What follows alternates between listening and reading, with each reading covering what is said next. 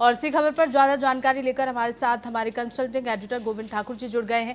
गोविंद जी, लगातार तेजस्वी की हार की समीक्षा की बात कही जा रही है। जेडीयू अध्यक्ष का बयान भी आया है कि हार की समीक्षा तेजस्वी यादव को करनी चाहिए। बिल्कुल, देखिए, कोई विधानसभा चुनाव में या कोई विपक्षी पार्टी या सत्ता पक्ष के लोग आते हैं तो इस तरह से अपोजिशन उस पर अटैक करता है और उन पर ये कहा जाता है कि उन्होंने जनता से कट के और जनता के साथ मिलकर नहीं काम किया, जिस कारण से जनता ने उनको स्वीकार नहीं किया है। तो ऐसे में अब जो उमेश कुशवाहा ये बात कह रहे हैं, ये बात सही है कि अब जीत एनडीए की हुई है और सरकार वहां पर बनी है और विपक्ष में तेजस्वी यादव है। तो अब उनको ये सोचने की बात है कि वो किस कारण से हारे, उनको जनता ने वोट क्यों नहीं दिया। ये बात तो समीक्षा होती रहेगी।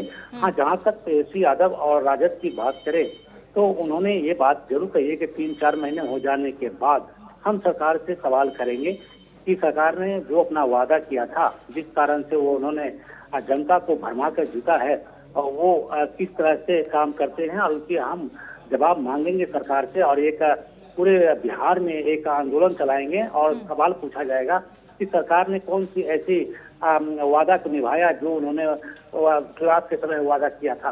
तो ऐसी जो बातें हैं होती रहती हैं। तो उमेश कुशवाहा ने जो बात कही है, एक पार्टी के और विपक्ष के तौर पर उनका ये कहना सही है कि आखिर उनकी हार क्यों हुई, वो पहले अपने गिरबान में झांक कर देखें। जी बिल्कुल।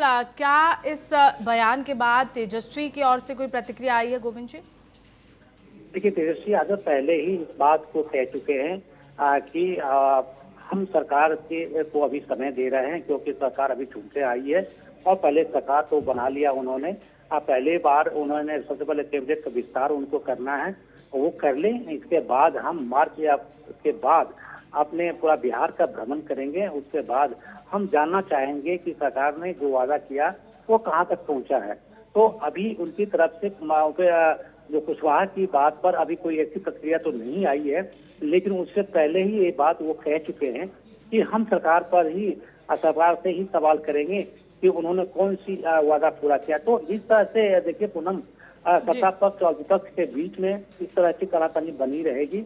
अब देखना यह है कि जो सरकार जीत कर आई है तो जनता की विश्वास पर कितना खरा उतरती है और किस तरह से आगे बढ़ती है। जी बिल्कुल। और गोविंद जी, जिस तरह से लगातार विधानसभा चुनाव हुए, उसके बाद परिणाम आए, लगातार तेजस्वी यादव की ओर से भी ये कहा जा रहा था कि जो हार हुई है उसकी समीक्षा की जाएगी।